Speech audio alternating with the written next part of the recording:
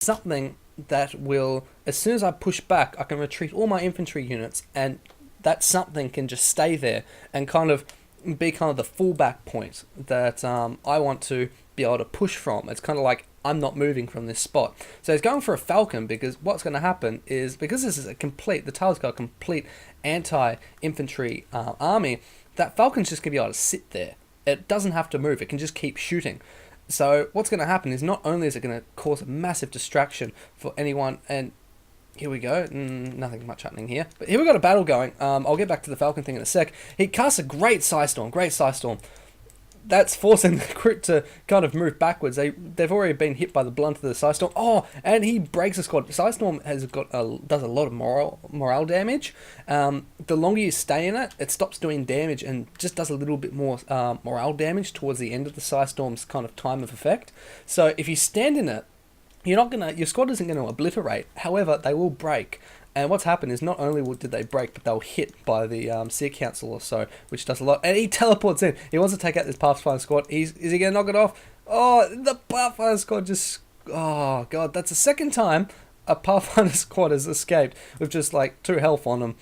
That's great, because he can continue capping points now. Now, the Tail's gone for a Devilfish, which is interesting, because he's gone completely anti-infantry. Devilfish can deal with a very light vehicle, such as a Viper, but the Eldar has completely skipped Vipers and gone straight for a Falcon. Now, here we've just got the Ranger squad taking pot shot. He's still got on Fleet of Foot. He might have got a kill if he had taken Fleet of Foot off.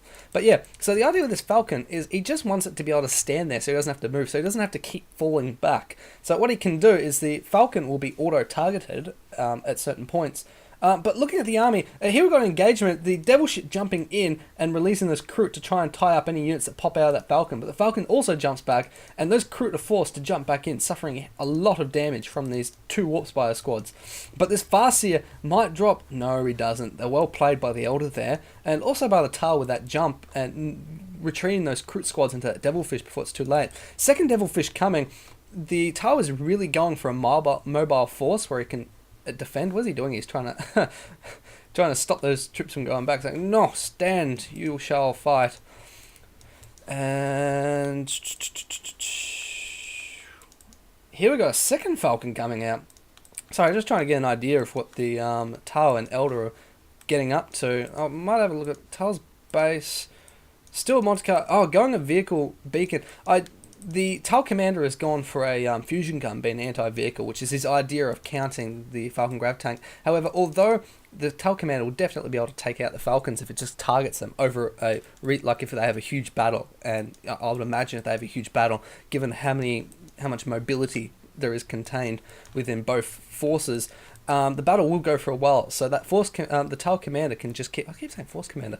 The Tail Commander can keep just... Oh, he jumps in, but perhaps a second too late, because that Pathfinder squad already started falling back. But I don't know what's happened here. Maybe he had jumped one of these. One Warp Spire had been jumped earlier on, and the other one hadn't. Either that, or when he clicked to teleport just there to teleport them out, what he might have done is, given the circle is the maximum, not the minimum that you can teleport. As in, if you take both squads, and it's like the maximum that either one of the squads can teleport, not both of them.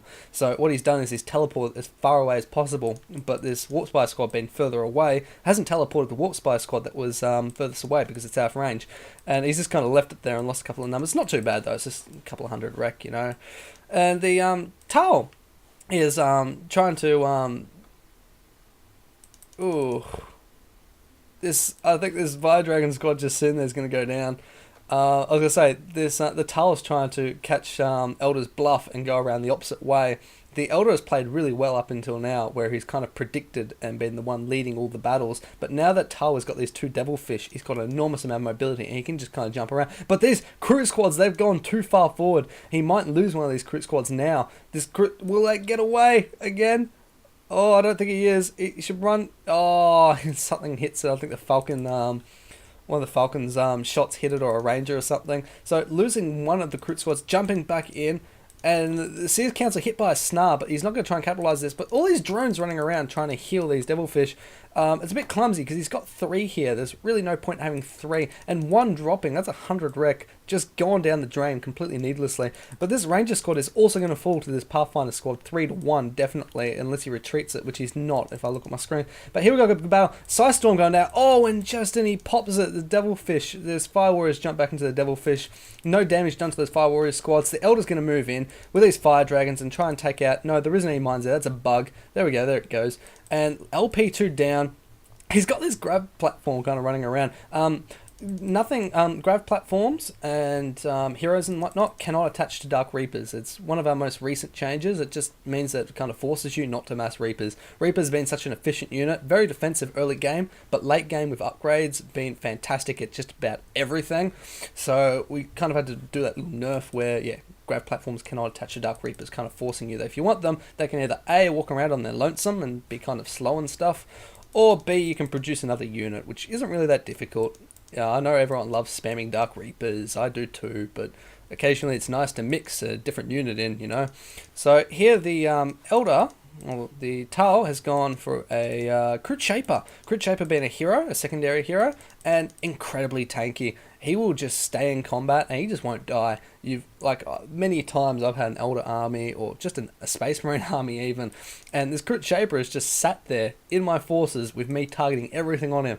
And unless you got a close combat unit or troop that deals a lot of damage, it's really hard to take him out. So the Tal has predicted that the Elder's going to swing around to the other side, or maybe he just saw this Pathfinder squad. This Pathfinder squad, I'm not sure what he's doing. He doesn't have a railgun anywhere, but he has, on the bright side, he has forced the Warspires to use both their teleports. So now if he wants to engage, he can. And the Tal has produced a Hammerhead gunship. Great choice, but he's ran these. No, what is he doing? Unload. Use the unload button. Oh god, that was needless. Completely needless. He's got a whole Fire Dragon squad targeting both Devilfish and both explode. I think he might... Tal could potentially... I don't know. Oh, he's standing up. But with that fast here and Sears Council in the middle of the Tal's range army, I don't think there's much you can do. And there goes the morale of the Fire Warrior squad from the damage of the Farseer, or the little swings. This Tal Commander jumping on the other side, I'm not quite sure what he's doing. I think he really wants to target those Falcons. All these squads dying to the Dark Reapers. He finally ties up the Dark Reapers with the Crit squad, but that Hammerhead is still just going to keep firing. It's not too bad for the Tal, even though it's badly played. I think just Tal's army in general is just fantastic. This Tal Commander taking a lot of damage from this LP2, completely needless.